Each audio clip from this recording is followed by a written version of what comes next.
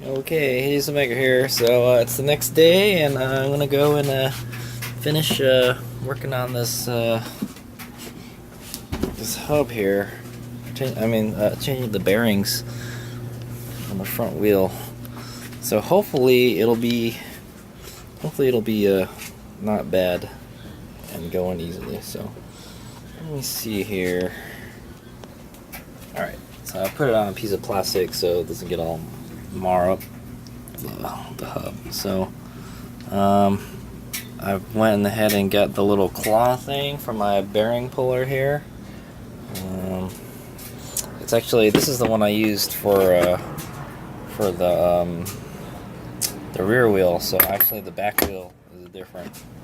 I mean the front wheel is a different size, and it goes in there, but I have to make it much bigger. So okay, so it's a good idea to note how deep the bearing is before you pull it out, like I said before, so you know how much to push it in. So you can see there, it's a pretty good amount. It's about like 10 millimeters. Yeah, I would even just get a caliper and measure them. Alright, so for just future reference, it's about 8 millimeter. Just a little bit under 8 millimeter is the rotor side gap from the edge here to the bearing. And let's see the other side. I know I should have done this before. This side is, it's actually,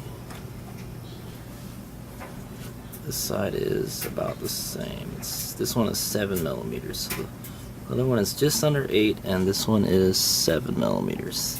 So around the 7 millimeter area is where you want to push the bearings in. So I've got the tool on here, the remover tool. I'll see if it'll come out. Yeah, it's kind of hard to do with one hand, so I'll let you know how it goes.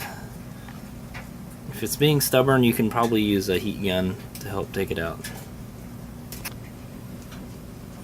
Whew, okay, I got it out. It was kind of a pain in the ass to get it out. So what I found helps if you got the wheel like this if you're doing it without the rim on there, because I'm changing the wheel. It helps to like hold it with the rotor here and just kind of like hug it and then pull it, because if you just keep it on the ground, it kind of hops up a little when you pull at it. So now that we got that out, we can probably use the spacer to drive it out, or you can just flip it over, do the opposite. So the spacer just came out. Get that out of there. So make sure when I did the rear wheel, I forgot to put this in, so I have to do the work twice. So make sure you don't forget to put this back in. Very important. Let's put that there, and then we'll go do the other side. Okay, so I'll kind of show you how to put this tool in. So I forgot how much I bought this for at Harbor Freight.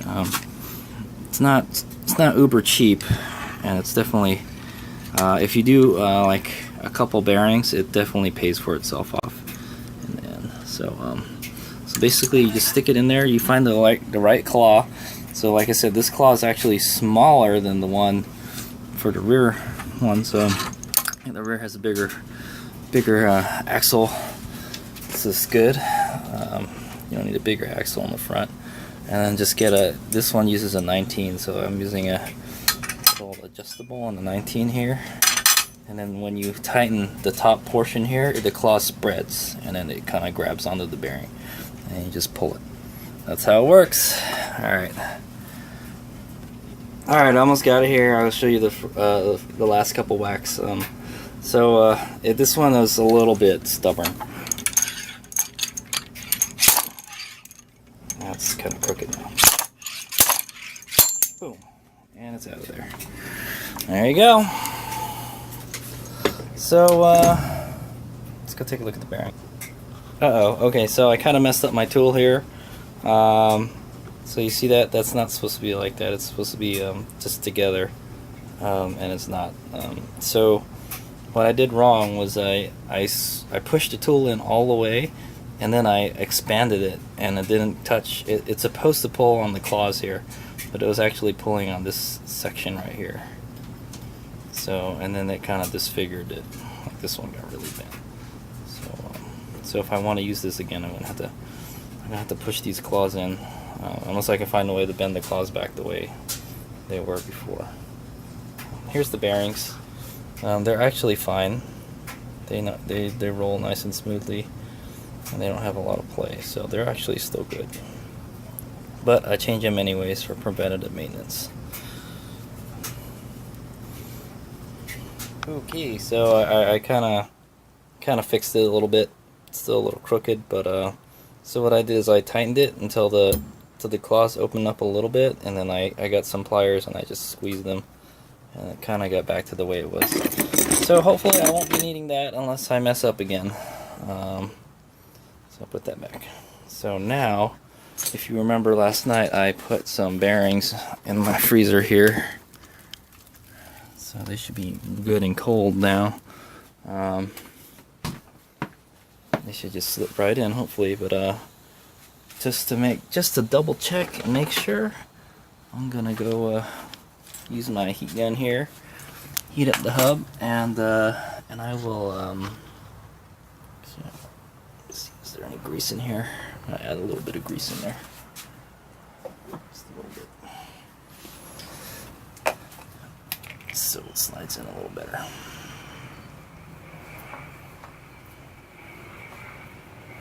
So it's like nice and clean in there. It's like how it's supposed to be, right? Okay. So I'm going to heat up the hub for about a minute.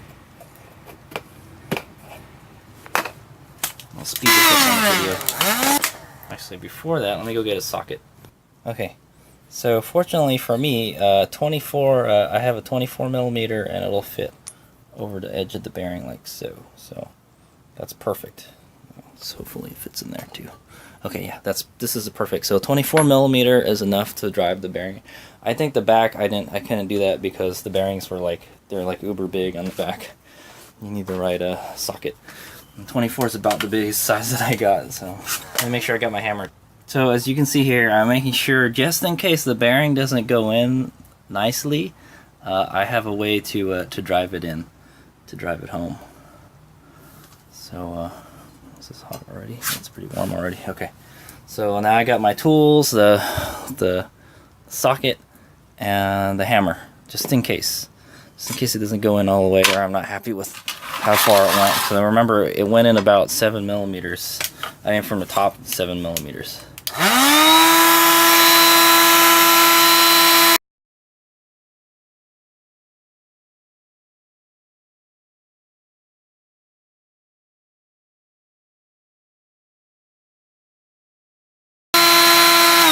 Okay, should be hot, maybe. We'll get our bearing here. Hopefully it'll slide right in. And it does. Oh, it's hot. Okay, it doesn't go in all the way though, so we're gonna have to do plan B. Tap it in there.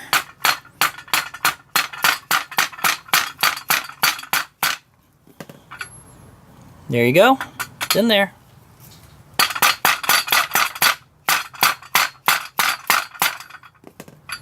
So remember, it was about 7 or 8. I think it was about 7 millimeters. So we'll do that. Check it. It's about 7. So that's perfect right there.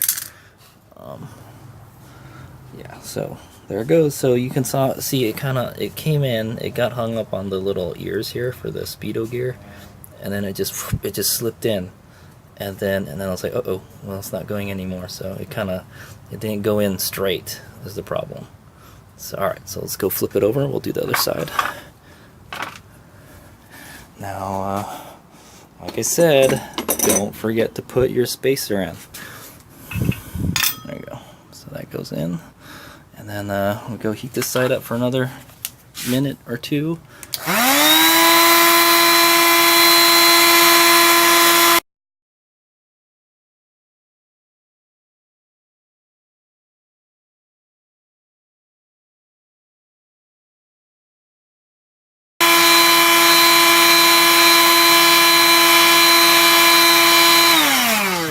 on too. So you see I'm using the timer on the camera. So here we go. This is our frozen bearing. This one should be easier. It doesn't have the ears in it, hopefully. Oh, nope, not going in.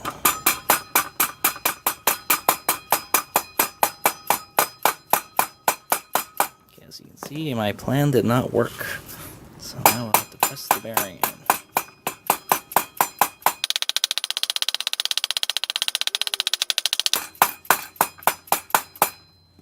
Damn. Not moving.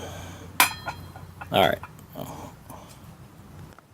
Okay, so the problem is I put it in crooked, so it's kind of crooked. So I think I'm going to use my press to press it in now. So, normally I would probably just take it out with the bearing puller and then try again. But since I got a press, I'm going to use it. And I can actually fit the wheel on the press, so time to go for it. Alright, so you can see how crooked it is. See, it's a little bit, yeah, like 10 degrees crooked, pretty bad. So hopefully the press will fix it. If I don't mess the hub up. There we go. There we go, it's straightened out. In we go. Easy as pie with the press. Okay, that's about as far as it's gonna go. You just pounded it with the hammer. Wow, that was easy. That was super easy. But like you don't have that luxury if you got it, especially if you got it on a 21-inch wheel. You might be able to get away with it on the rear wheel if the tire isn't on there. But on the front wheel, good luck. The only way you're gonna do it on the front wheel is if the rim isn't on there. So there it is. So you can see I showed you 3 ways you can get the bearings in there, right? So hopefully I didn't mess up the part on the hub. It just slid right in, no problem.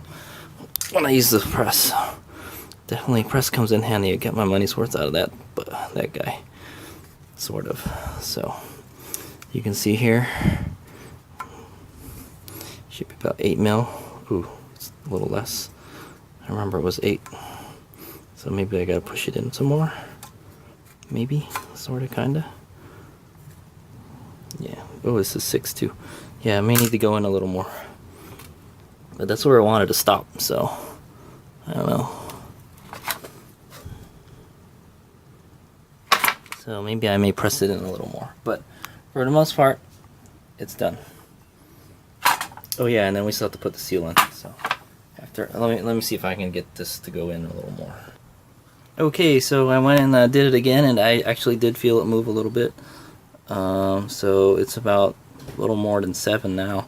If you remember, it was like almost 8 before. So I might try it one more time, and if it doesn't move it, if it don't want to budge anymore, I'm just gonna say, hey, that'll work, I guess.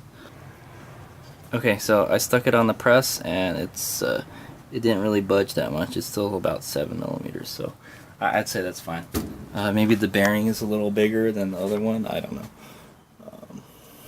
So the next part is to install this guy, the seal. So I'm gonna go put a little bit of grease on the outer part of this, and when you do install the wheel back in, I would say grease the sealing surfaces too, just to give it a better seal. It's a good idea. The spacer is what goes in here. Okay, so I've kind of just situated it on there, and it should be able to just press it right in. Just go right in. There you go. Just kind of go in there until it looks like it's seated. Actually, what I should have done is I should have noted how far this goes in too. So remember that for next time. But it looks as if it is good. Yeah, I don't know. I don't really want to. So what you can do, I don't know. I wouldn't hit it with a screwdriver. I definitely won't. I think that's fine. Oh yeah, and you get your socket. There's your socket. There you go. Use your socket and just kind of pound it.